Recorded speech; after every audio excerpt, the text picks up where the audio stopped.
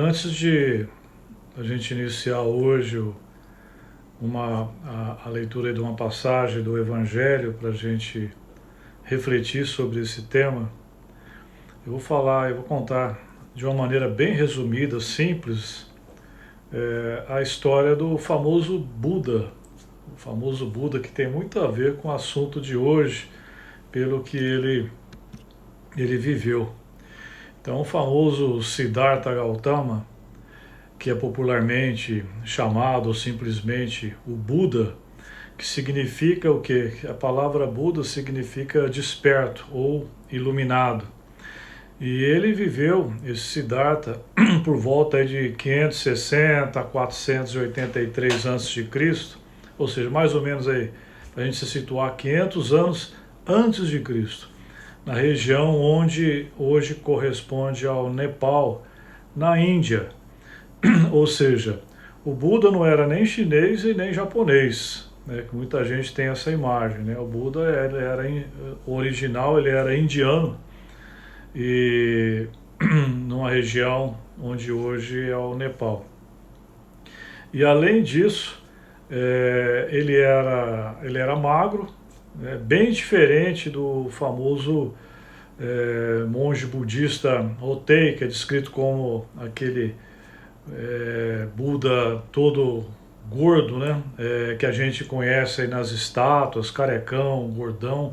Isso não tem nada a ver com o Buda original, que é o Siddhartha, né? Então esse Buda aí gordão que a gente vê nas estátuas aí, ele nasceu na China, aí sim era um chinês, no século X, ou seja, aí muito tempo depois do Siddhartha. E ele praticava o budismo Zen, né, e uma doutrina originada também no Extremo Oriente, né, e também misturado um pouco aí do taoísmo, mas a sua imagem foi escolhida para representar o budismo Zen. Então, na verdade, esse Buda aí, o gordão, que costumamos ver nas estátuas, ele não é o Siddhartha original. Então, o Buda original, ele que criou toda essa filosofia budista, que foi o Siddhartha, lá na Índia. Então tudo isso aconteceu por volta de 500 anos antes de Cristo. E esse Siddhartha, ele era um príncipe e vivia isolado num palácio, onde não tinha contato com o mundo exterior.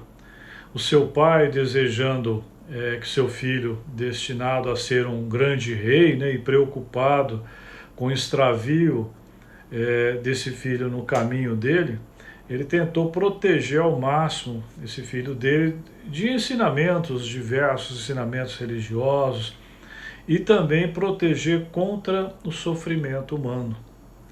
Então o Siddhartha, ele não tinha contato com o sofrimento, com a dor. Ele não sabia nem que ia morrer.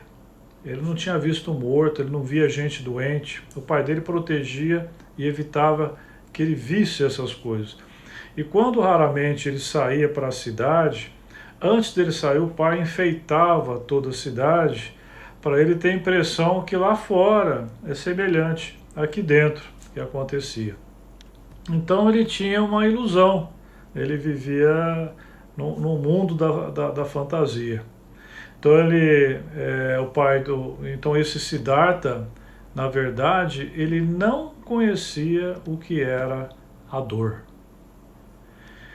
Com a idade de 29 anos, olha só, com 29 anos então, ele saiu do seu palácio para encarar as suas inquietações. E apesar dos esforços, né, porque ele acabou vendo lá perto de um cocheiro, né, que ele conhecia, até um senhor muito velho, todo enrugado. Ele falou: mas que esse homem tem, né? Tá velho, tá idoso, fica assim. Mas como assim? Não, o senhor vai ficar assim também. Eu falei assim: eu vou ficar assim? Você vai. Aí ele falou assim: olha, como ele era meio amigo do cocheiro, vamos dar uma volta escondido aí na cidade, o senhor ver a realidade.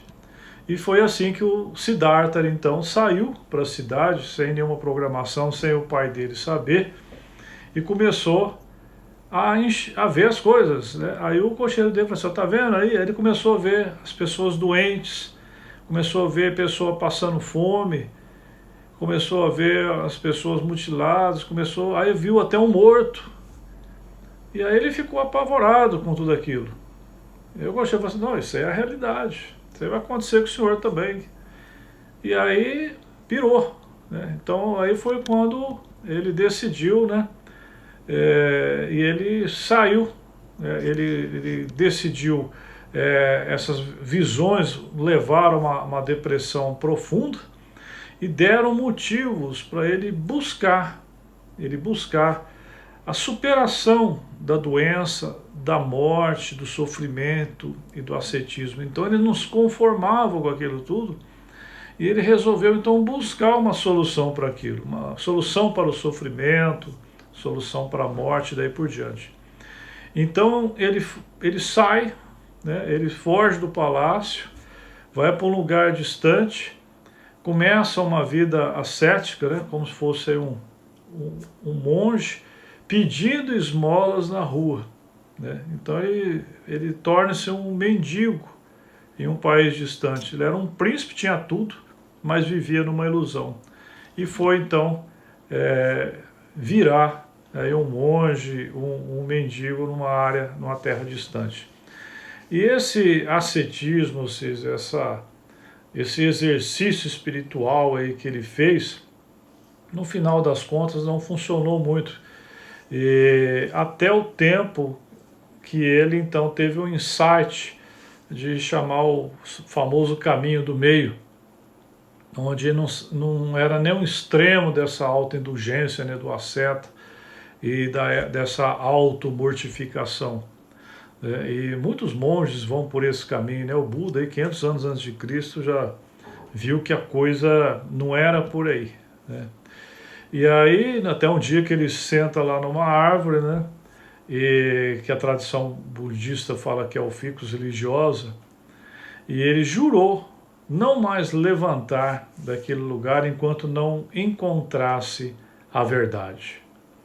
E após 49 dias de meditação e jejum, com a idade por volta de 35 anos, o Siddhartha Gautama então teve uma iluminação espiritual, e transformou-se no Buda, né, o famoso.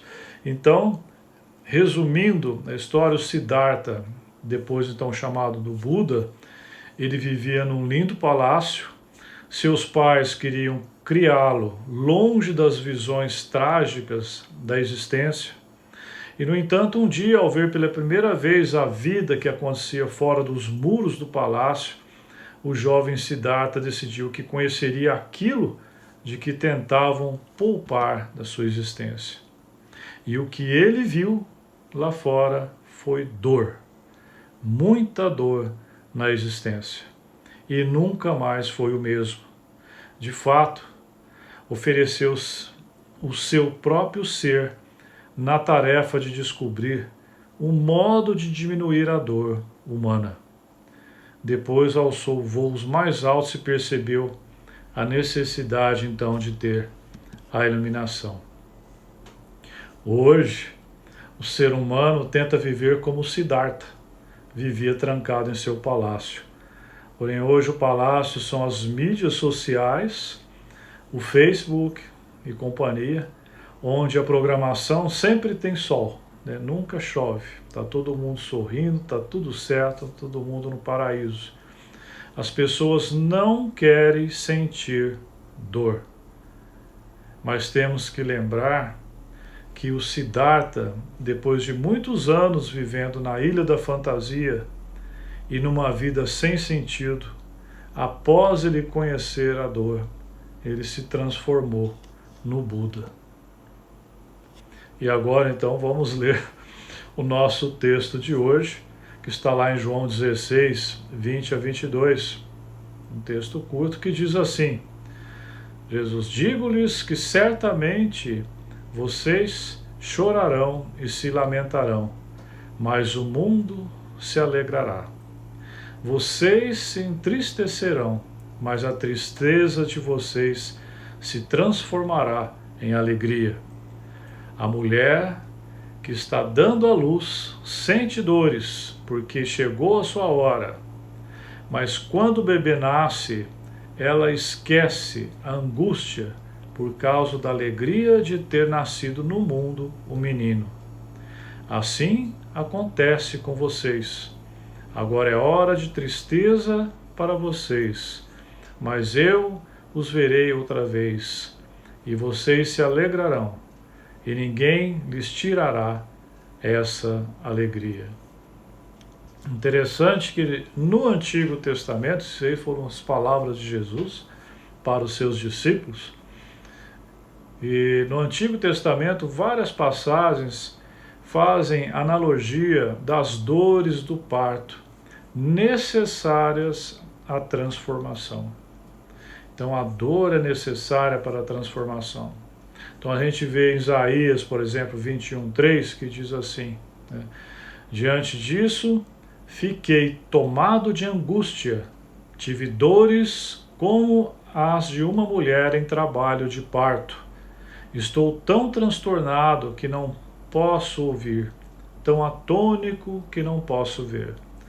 Vê a analogia com a mulher nas dores do parto. E outra tem Isaías também 26:17, que diz assim, como a mulher grávida, prestes a dar à luz, se contorce e grita de dor, assim estamos nós na tua presença, ó Senhor. E lá em Oséias 13:13, nessa passagem interessante e famosa, né, diz assim, chegam-lhe dores como as da mulher em trabalho de parto, mas ele não é uma criança inteligente. Quando chega a hora, não sai do ventre que abrigou. E lá em Miqueias 4:9-10 diz assim, agora por que gritar tão alto? Você não tem rei? Seu conselheiro morreu para que a dor seja tão forte como a de uma mulher em trabalho de parto. Contorça-se em agonia, ó cidade de Sião, como a mulher em trabalho de parto, porque agora terá que deixar os seus muros para habitar em campo aberto. Você irá para a Babilônia, e lá você será libertada. Lá o Senhor resgatará da mão dos seus inimigos. Jesus nos ensina que na alegria cristã a pessoa se esquece da dor que a precedeu, como a mulher num trabalho de parto. Num paradoxo singular, Jesus ilustra então a alegria que vem após um período de sofrimento, ao fazer essa então comparação, né, do João 16:21. A mulher, quando está para dar à luz, tem tristeza, porque a sua hora é chegada, mas depois de nascido o menino, já não se lembra da aflição, pelo prazer que tem de ter nascido ao mundo um homem. Assim também agora, vós tendes tristezas, mas outra vez vos verei, e vosso coração se alegrará. Então Jesus fez uma analogia com a vida humana, mostrando como a alegria suplanta a tristeza. As dores do parto de uma mulher produzem tristeza, mas ela se esquece das dores na alegria do nascimento. A hora das dores do parto dos discípulos, que a palavra usada para a tristeza deles é a mesma apresentada para a mulher no parto. Então a hora das dores do parto para os discípulos havia chegado, mas passaria, e teriam plena alegria pela permanente presença de Jesus no Espírito Santo, que ele enviaria para confortar-lhe o coração. E é esse Espírito Santo que vai fazer então e faz a missão em nós. O Evangelho, ele nos convida a abdicar do homem velho e revestirmos do homem novo, da nova criatura em Cristo, feita em verdade, justiça e santidade. Isso é a mesma coisa que é um convite, é mesmo que um convite para o homem, ou seja, um convite, como se a gente recebesse um convite para deitarmos numa mesa de operação e sofrermos uma cirurgia sem anestesia, de espécie alguma, suportando todas as dores necessárias para que o novo homem crístico possa nascer sobre as ruínas do velho homem mundano. É a dor da transformação. A nossa transformação de Homo sapiens para Homo Christus, a nossa metanoia, é realmente essa mudança, essa decisão de mudança do caminho, é uma dor muito grande, mas é uma dor necessária para a transformação. Então é interessante a gente começar a olhar a dor como uma bênção. A dor como uma bênção. Sem a bênção da dor, poucos seriam salvos para a consciência do significado da vida. Nós, entretanto, tratamos a dor como uma maldição. Quando sofremos uma grande dor, uma grande perda, temos uma oportunidade de muitas reflexões. Como, por exemplo, o que tenho feito da minha vida, quais são os verdadeiros valores, o que realmente vale a pena e qual o sentido da vida. Então, a dor, ela pode ser um ponto de transição. A dor pode ser um catalisador para nos aproximar de nossa evolução como ser humano. Pode nos fazer enxergar que deve haver um outro jeito de viver. A dor pode ser uma bênção em nossa vida. E como funciona o ser humano hoje? O ser humano hoje, ele foge da dor, busca o prazer. Foge da dor, busca o prazer. Você acha que uma pessoa assim vai mudar? Foge da dor, busca o prazer. Uma pessoa que não quer enfrentar a dor, ela vai querer enfrentar uma mudança de si mesma, uma mudança interior que dói muito, pois afinal de contas nós vamos matar o nosso ego. Isso é uma grande dor inicial e poucos vão querer enfrentar isso. Por isso que hoje em dia existe o que predomina no meio religioso cristão é o cristianismo light. O que é o cristianismo light? É o cristianismo que você vai lá na sua instituição religiosa, o padre, o pastor falam coisas bonitas sobre Jesus, que Jesus é amor, que Jesus é misericórdia, que no final vai dar tudo certo, mas não tem a mudança radical, né? Ou seja, ninguém fala mesmo de uma conversão, né? Tem muito que você nem ouve falar essa palavra, né? Então não tem mudança, não tem transformação. Porque a hora que fala em transformação, a hora que fala que vai ter que mudar, a pessoa cai fora. E a igreja fica vazia. Então é muito mais fácil encher a igreja com ensinamentos do cristianismo light, em que todo mundo fica feliz, mas ninguém se transforma. Não há transformação e não há dor, né? E o homem, entretanto, eles chamam a bênção justamente aquilo que dele tira a chance da consciência, né? Então, ou seja, quando eu não estou sentindo dor, é que eu me sinto abençoado, é justamente aí que eu não terei transformação, eu não terei despertar da minha consciência. A dor não gera o egoísta, mas acaba gerando o altruísta. Enquanto a ausência da dor gera a autoindulgência aos desejos e caprichos da vaidade e, portanto, a ausência da dor acaba gerando o egoísta, completamente oposto. Portanto, acaba ficando claro que aquele que existe odiando a tudo o que dói e apenas chamando de bênção aquilo que não dói, será aquele que se perderá do sentido da vida. É necessário, então, entender que a dor é um instrumento natural que desperta e educa o espírito em cumprimento à lei de nossa evolução. Tem até uma frase famosa do Spurgeon, grande pregador do passado, que diz que a dor é o trombone de Deus, né? É o Deus dando uma cornetada na nossa consciência para ver se a gente acorda, se cai a ficha, se a gente cai em si, né? Então, uma das funções primordiais da dor é despertar o potencial divino que a cada ser tem dentro de si. Todos nós temos um potencial divino dentro de nós. Todos nós temos um centro espiritual dentro de nós. E no Novo Testamento, em várias passagens, fica muito claro que nós somos templo, nós nos tornamos templo do Espírito Santo. E a Trindade faz morada em nós, Pai, Filho e Espírito Santo. Então, cada dia mais, o próprio Paulo fala que o Cristo, cada dia mais vai crescendo Cristo dentro de mim.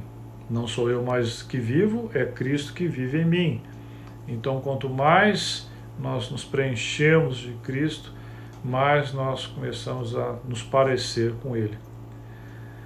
Na psicologia e na psicanálise, tanto a psicologia como a psicanálise existe com a finalidade de ajudar o indivíduo a compreender a origem de suas dores, na esperança de que, livrando-se delas, como quem se livra de assombrações, a pessoa encontre o caminho do melhor existir.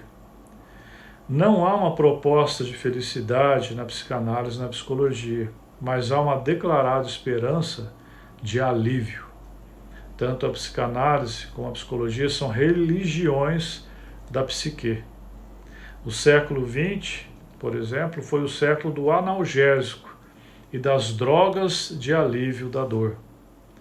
Para o Evangelho de Jesus, esses caminhos da mente indicam, no máximo, uma via paliativa, que na verdade de Jesus, pela verdade de Jesus, teria que ser chamada de via de fuga da realidade. Ele considera que a constituição do ser humano está pervertida pelo egoísmo e manda que o si mesmo seja morto e crucificado. Para Jesus, não há nenhum tipo de fuga da realidade, pois é a verdade, o poder que liberta. Conhecereis a verdade, e a verdade os libertará. Assim, para ele, o que teria de morrer seria justamente a fantasia, justamente as nossas ilusões. Em Jesus não há truques, em Jesus não há mágicas, nem nos seus milagres. É por essa razão que ele chora diante da morte de um amigo e também ante o futuro da morte que aguardava em Jerusalém. Também em Jesus, o amor não tem de ser evitado, embora as paixões precisam ser educadas no amor verdadeiro e aquele que se dá. O nosso eu ressurge limpo e livre pela verdade. Para Jesus, a dor tem que ser enfrentada e não evitada. Ele evita todas as dores desnecessárias, mas quando é chegada a hora, ele mesmo sabe para onde nos guiar. A nossa salvação está no enfrentamento da realidade e não nas fugas que nós criamos. É preciso enfrentar a dor com coragem e vigor, confiando no amor de Deus. E tudo isso com a paz que o filósofo Sócrates apenas sonhou em conhecer, e com a leveza que o Siddhartha, o Buda, dissolvido em luz, ainda não havia alcançado. E sem qualquer crise de pai, como Freud e o Jung relataram, em Jesus não há rota de fuga, e sim de transformação. Jesus é a pedra de tropeço para todos e é um golpe mortal no narcisismo. Somente em Jesus o homem pode ser inteiro para viver Deus por inteiro, sem ter de deixar de ser quem é, sem precisar se dissolver e fugir da realidade. Tampouco tente entender ou achar explicações para nada, pois para Jesus não importa se a pessoa for um pecador, ou se ele for cego, ou se, por exemplo, lá no cego, quem que é o pecador é o cego, ou os pais deles, nada disso. O que importava é que o cego voltasse a ver.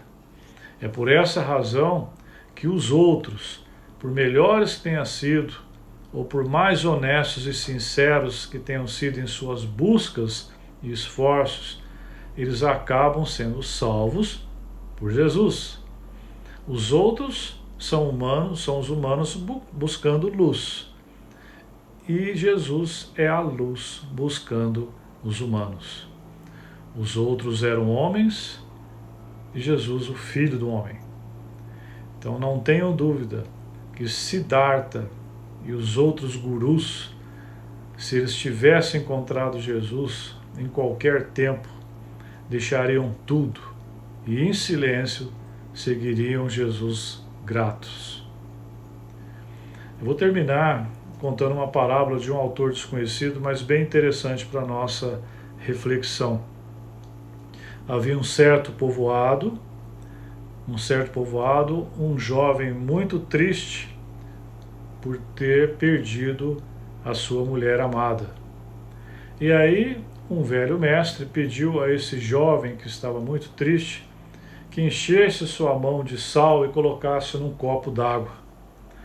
E aí ele fez e bebesse esse copo. E aí o mestre perguntou para o jovem, qual é o gosto? E aí o jovem falou, muito ruim, muito salgado essa água. E aí o mestre sorriu e pediu ao jovem que pegasse também outra mão cheia de sal, levasse a um lago. E aí chegaram ao lago, o jovem jogou o sal lá no lago. E aí o mestre falou, agora pegue um copo desse lago e beba. E aí, enquanto o jovem bebeu, o mestre perguntou, qual é o gosto? Aí o jovem, o gosto é bom, a água é doce. E aí o mestre perguntou para ele, você sente o gosto do sal?